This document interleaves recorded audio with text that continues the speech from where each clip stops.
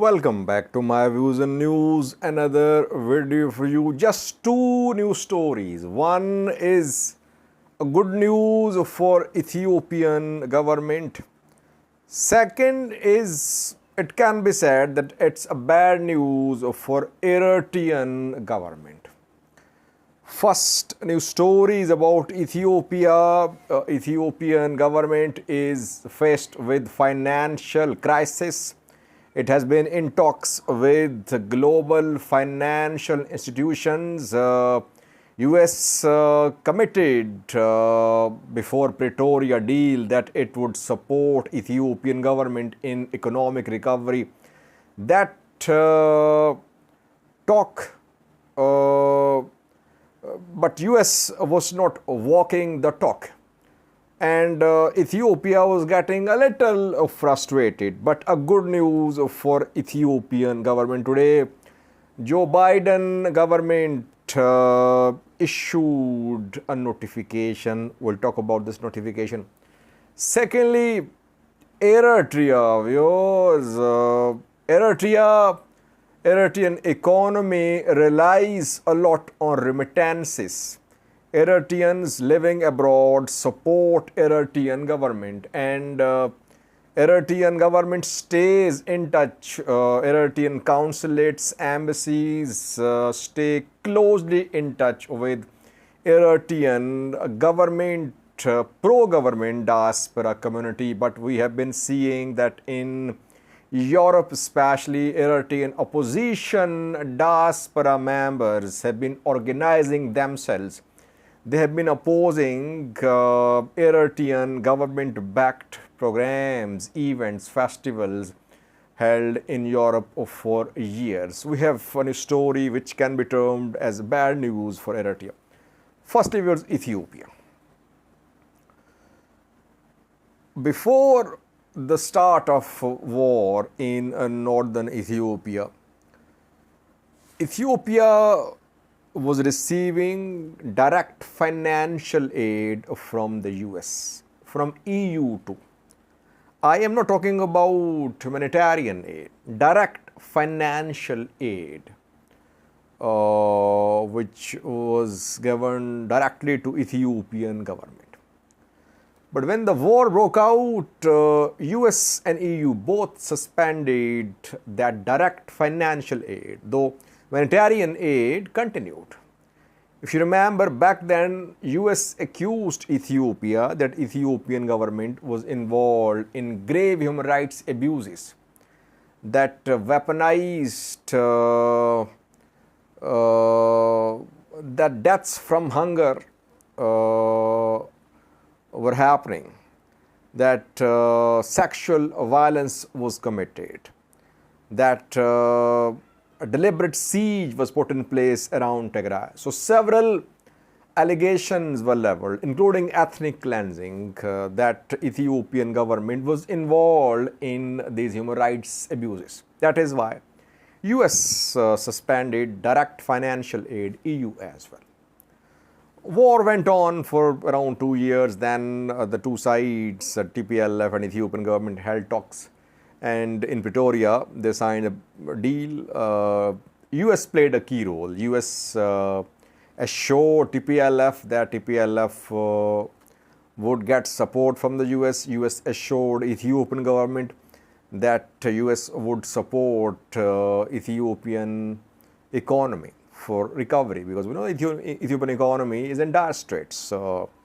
Value of birth declining, inflation, unemployment, several challenges for Ethiopian government in economic sectors are visible. So Pretoria deal was signed in November. More than 6 months have passed. So far, Ethiopia has not received significant direct financial support from EU, US. It could not get any loans from IMF and World Bank, which are obviously backed by US and Western countries. One of the obstacles to approval of loans, approval of or resumption of financial a direct financial aid to Ethiopia was that Ethiopia was designated by the US as a country where government was involved in human rights abuses. This designation has been lifted now officially. Joe Biden government has issued a notification. The notification has been shared with US Congress. Treasury Department of the government has communicated to the Congress that human rights violations designation on Ethiopia has been lifted. It means that Joe Biden government says that now Ethiopian government is not involved in committing human rights abuses. These days, currently, Ethiopian government is not committing any human rights abuses. That is why legally a notification has been issued. What is the significance of the issuance of this notification? Now, the significance is that now Ethiopian government can receive direct financial aid from the US. US government, Joe Biden government can resume direct budgetary support for Ethiopian government. Secondly, now US government can give the green light. It can show the green light to IMF and World Bank. That IMF and World Bank can approve new loans for Ethiopian government. So one obstacle has been cleared. It's a good news for Ethiopian government if it is followed by other steps too. Let's see. So far it seems that US has realized that it will have to support Ethiopian government. Maybe US wanted Ethiopian government to be on its knees. US and Ethiopian government has been on its knees. We saw that that IMF, World Bank, they kept on demanding new assurances from Ethiopian government. Purpose was to bring Ethiopian government on its knees for financial package, bailout package. And now US has realized that it's the time to support Ethiopian government because Ethiopian government is ready to give in to US demands too. What will US get in return? That is an important question. Maybe in some video we'll try to focus on this question too. But so far, a good news for Ethiopian government. But a lot needs to be done. A lot needs to follow. Will IMF and World Bank demand for more assurances, or will this lifting of designation is enough for them? That remains to be seen. Though some groups in Ethiopia will definitely not agree with this notification. They wouldn't agree with this claim that Ethiopian government is not involved in human rights abuses these days. They would say that human rights abuses are happening in Amhara region, in Oromia region. People are still being arrested. People are being kept in prison without trial. Oromo people are in prisons for years. Amharas being arrested too. People being killed too. People being shot dead. In capital, Muslims were shot dead a few days ago. And in Amhara region, people are being arbitrarily arrested. Journalists being arrested. So a lot can be said. But US government believes that now Ethiopian government is not involved in human rights abuses. That is why the US should restore direct financial assistance for Ethiopian government. Now, Eritrea viewers, definitely a bad news for Eritrean government. As I said earlier, Eritrean government, Eritrean economy relies heavily on foreign support. By foreign support, I mean support from Eritrean diaspora. Eritrean diaspora supports Eritrean government through remittances, through donations, etc. And Eritrean embassies, Eritrean consulates across the world, especially in Europe, they stay closely in touch with Eritrean diaspora. Regularly, festivals are organized, programs are held.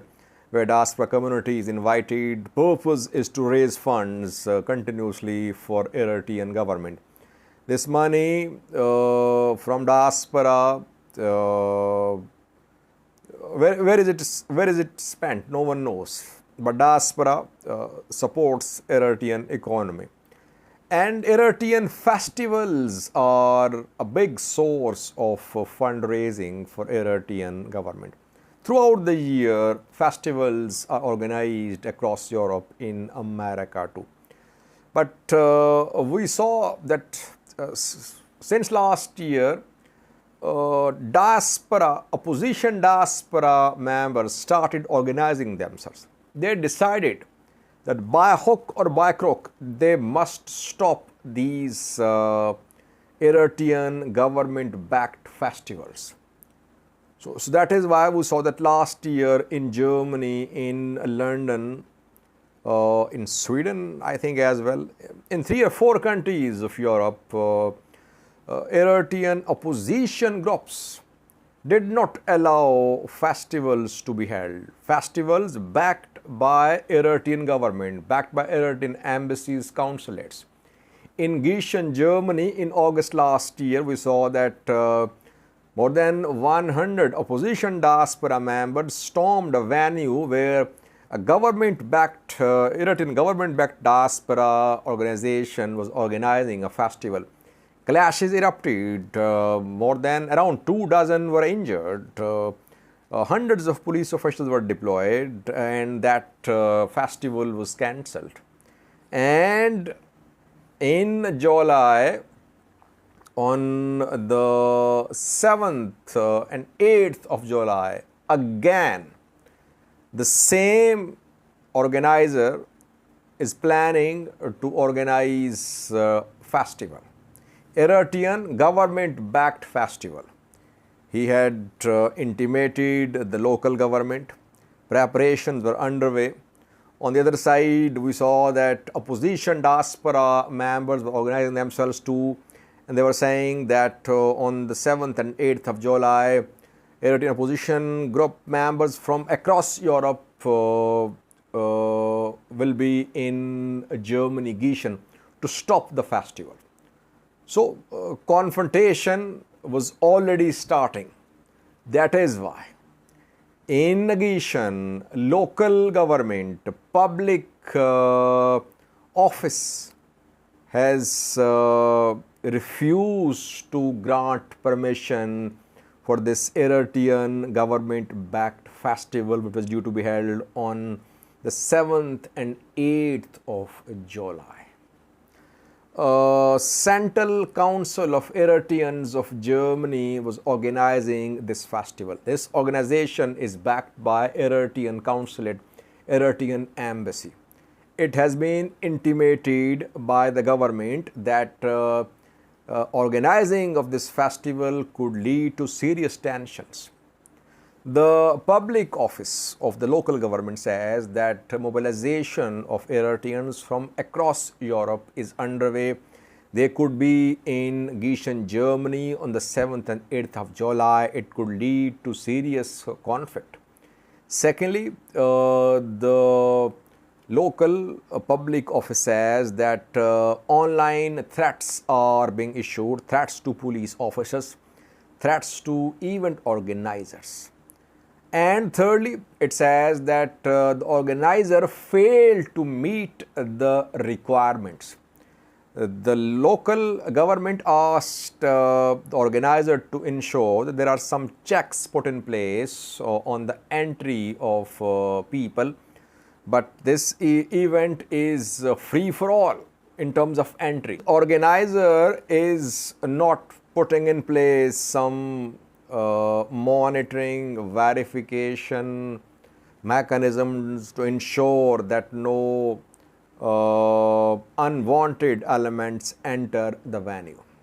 That is what is being claimed by the public office. That is why the festival, due to be held in Gießen, Germany, has been cancelled by the government there. Now, this Central Council of Eritreans of Germany has the right to appeal. it might submit an appeal against the decision made by the public office. But Eritrean opposition diaspora is uniting. Definitely, opposition diaspora members since last year have been adopting a more aggressive policy, which seems to be working. Bad news for Eritrean government, for which these festivals are a big source of fund raising. So far, festival cancelled. The organization might appeal. If it appeal, we'll try to update you about the decision. Thank you for watching.